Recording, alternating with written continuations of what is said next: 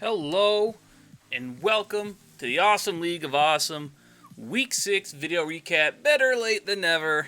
It's me, of course, Super Keith, and in these videos we'll go over the games that have already happened, player stats, upcoming matchups, and some other interesting facts. So let's get into it. We'll start with my team as always, the non-factors taking on the Lumster Lugs. At kickoff, I was projected to get the win by 5 points, and I won that game. 106 to 82 for a 24-point win difference. I had 6 of my 10 players hit projections. The New England defense went crazy last week. 28 points, almost doubling their projections. I also had running back Christian McCaffrey put up almost 18 points and just hit his projection. I did have another quarterback on the bench, which would have net me an additional 16 points, but I didn't need it because I had a pretty sizable win. On the flip side, the Lumster Lugs had 6 of 10 players, but they missed their projection. But kicker Mason Crosby put up 12 points and beat projection by 3, and wide receiver Calvin Ridley almost 11 points, beating projection by 2. There was a quarterback and a tight end on the bench, would have net an additional 8 more points and make it a bit closer, but not enough to get that win. So, moving on to the next game. Chris's team, the former Jefferson's Boat, he renamed his team the Hammer Hammers. I would love to know the thinking between his names and how it comes up to that. I wish he would, make a video and just give us some depth into the genius if he comes up with these. I'm sure it's a great story and it's got some relevance. I'd like to know it. So he was taking on Thayer's Hurricane Ditka. At kickoff, Thayer's team was projected to get the win by 7. At the end of it, he won by a bit more than that. Excuse me. 149 to 96 for a 53-point win difference, folks. And that score was the highest score of the week, that 149. So definite good high scoring output there by Thayer's team. The 149 points. And, of course, we're not done with that. It's also the biggest blowout. He won by 53 on that one, and the 149 to 96 on there. So a pair of awards there for Hurricane Ditka. They had 4 of their players hit projection. Wide receiver Stephon Diggs, 40.5 points, beating his projection by 5 times over. It was crazy. Quarterback Lamar Jackson, almost 33 points, beating his projection by 9. And as far as the bench, folks, that gets there.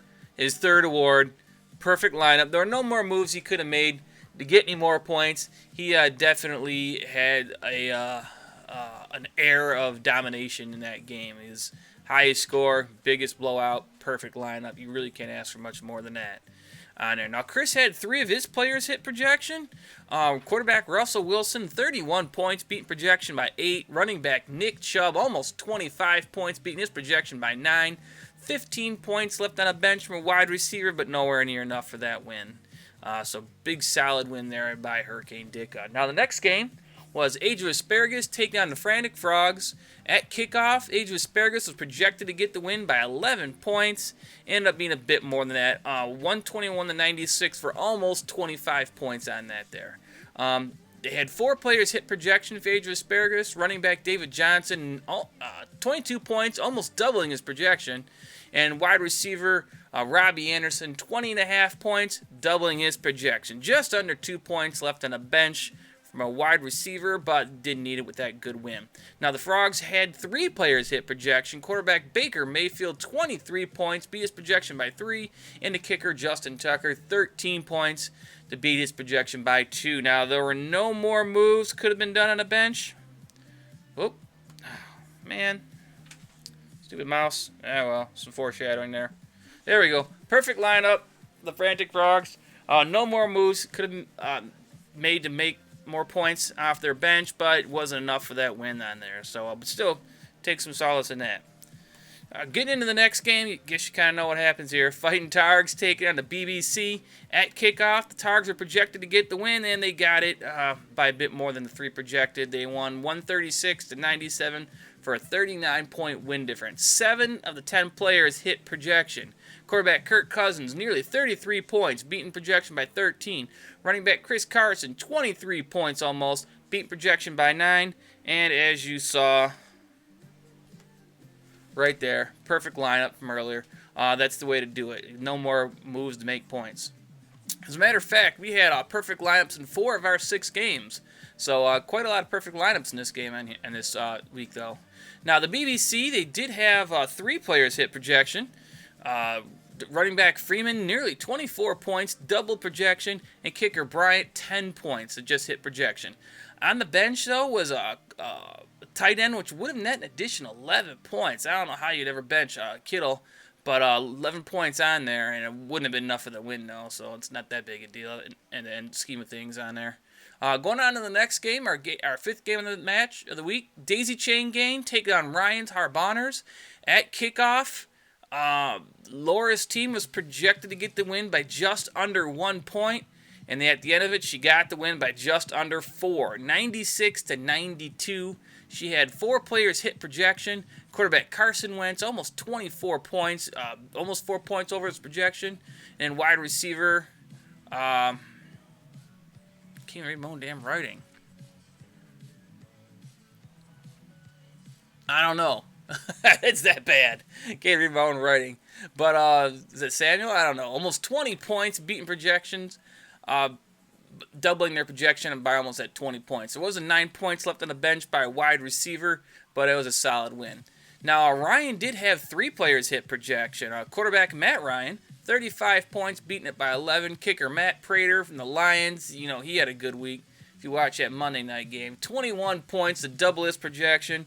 Ryan could take a little bit of comfort in knowing that he had the perfect lineup. No more moves to get more points, and no wins left on the bench because, again, that margin was less than 4 points. So close, but not quite on that there. Now, in the last game of the week, we had Mike's Mac Attack taking on Aaron's Pooch Punter Pros at kickoff. Mike was projected to get the win by 3 and ended up winning by a bit more than that, 116-87, almost 29-point win difference. 4 players hit projection. Quarterback Deshaun Watson, 34 points, beating projection by 8. The Carolina defense, 21 points to double their projection, with only 7 points on the bench from a running back. Now, Aaron had 2 people hit projection. Running back Carlos Hyde, 18 points to double his projection. Wide receiver Adam Thielen, nearly 12 points, beating projection by 1. And only just over a point, under 2 points, from a tight end on the bench. So that is it for the games that happened. The upcoming matchups is my team, 5-1 non-factors, taking on the 4-2 Mac Attack. I'm about to give Mike a birthday present he won't like.